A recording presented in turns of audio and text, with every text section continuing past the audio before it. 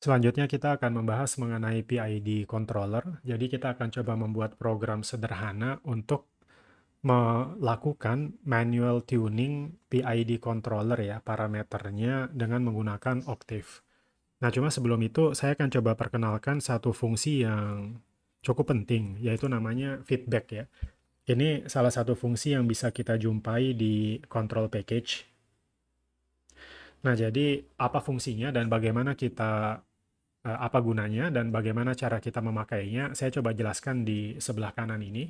Jadi, sebutlah saya punya transfer function G, lalu kemudian saya punya feedback ya, feedback H. Nah, ini adalah negatif feedback.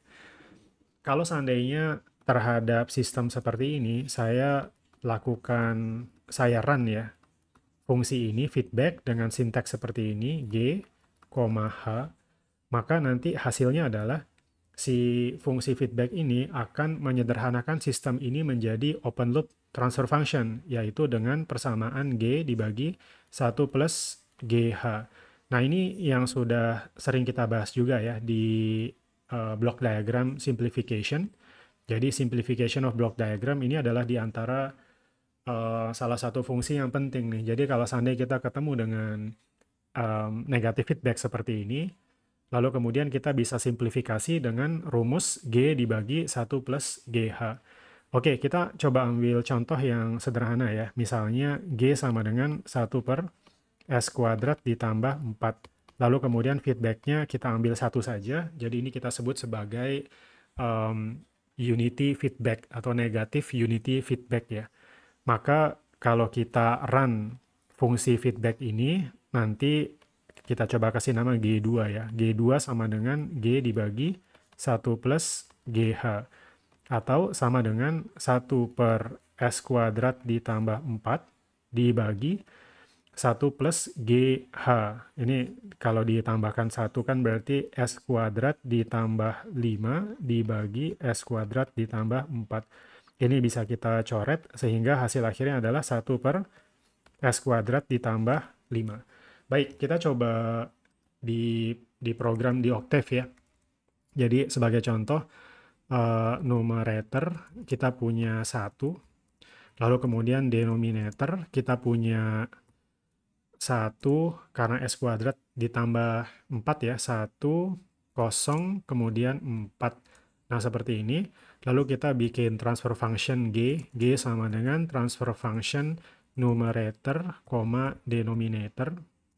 Nah, maka saya punya 1 per S kuadrat ditambah 4.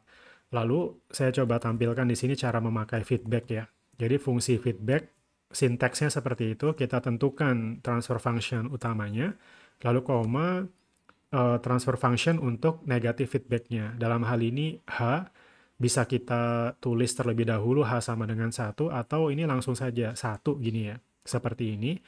Maka hasil akhirnya adalah 1 per S kuadrat ditambah 5. Baik, ini fungsi feedback ya. Penting untuk kita pelajari ya sebelum kita masuk ke tadi membuat PID controller. Saya sekarang ke editor. Ke editor, ini saya coba save dulu. Saya beri nama PID, apa namanya, latihan PID. Saya beri nama latihan PID. Seperti biasa, saya mulai dengan clear, CLC, lalu kemudian seperti yang saya jelaskan di video sebelumnya, karena kita akan memakai beberapa fungsi dari control package, maka kita perlu load ya, load si control package. Jadi package load control. Nah, saya mau coba pakai contoh yang saya tunjukkan di video sebelumnya. Saya berikan linknya di description ya. Jadi video untuk tuning dengan Ziegler-Nichols. Nah, itu contoh yang dipakai adalah transfer function seperti ini. 1,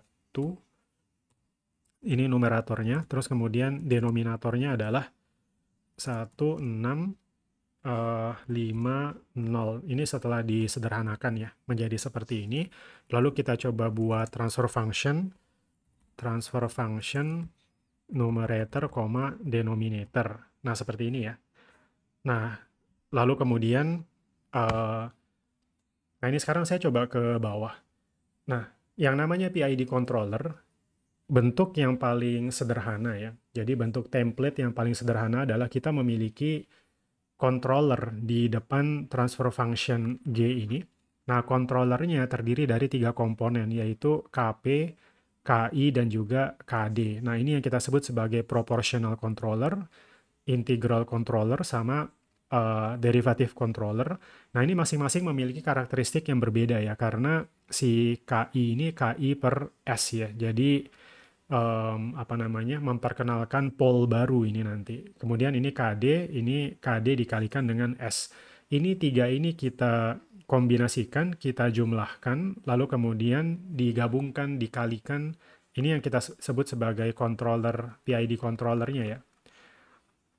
Digabungkan, dikalikan dengan transfer function G, lalu kemudian kita punya unity negative feedback. Nah, ada fungsi PID namanya. Ada fungsi PID yang bisa kita langsung pakai. Jadi PID, nah seperti ini. Jadi PID sinteksnya adalah kita coba kenalkan KP gitu ya. KP, lalu kemudian KI, KD. Ini saya coba tampilkan seperti ini. Lalu kemudian saya beri nama, taruhlah controller gitu. Nah, seperti ini. Nah, apa yang dilakukan oleh fungsi PID ini? Jadi fungsi PID ini dia menyederhanakan tiga komponen ini menjadi satu. Menyederhanakan tiga komponen ini menjadi satu. Jadi setelah saya lakukan tadi PID itu ya, PID, KP, KI, KD. Nah, maka hasilnya adalah saya jadi punya controller ini, cont, seperti ini, yang berada di depan blok transfer function G. Nah, lalu kemudian ini menjadi seperti ini. Ini negatif unity ya.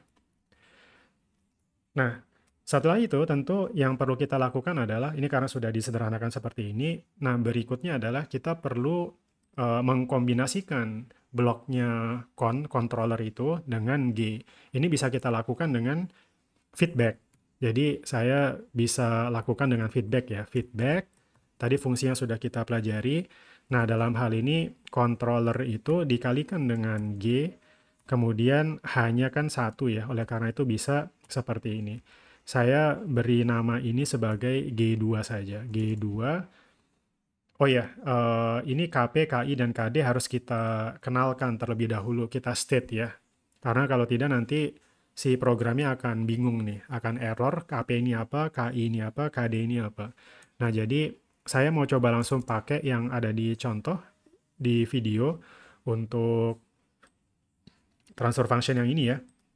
Nah, jadi yang ideal adalah setelah dilakukan, ini ceritanya sudah dilakukan tuning dengan Ziegler-Nichols ya. Hasilnya adalah KP-nya adalah 18, kemudian KI-nya adalah 12,85, lalu kemudian KD-nya sama dengan sekitaran 6,3. Nah, seperti ini. Jadi KP, KI, KD-nya sudah, kemudian controller sudah, kita kemudian punya G2.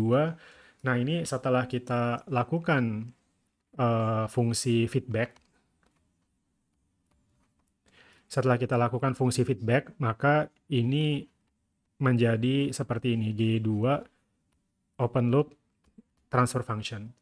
Nah, oleh karena itu, berikutnya kita ingin menguji apakah ini sudah optimal atau belum. Kita lihat dari step response-nya. Maka kita lakukan seperti ini, step untuk G2. Nah, kita coba lihat ya.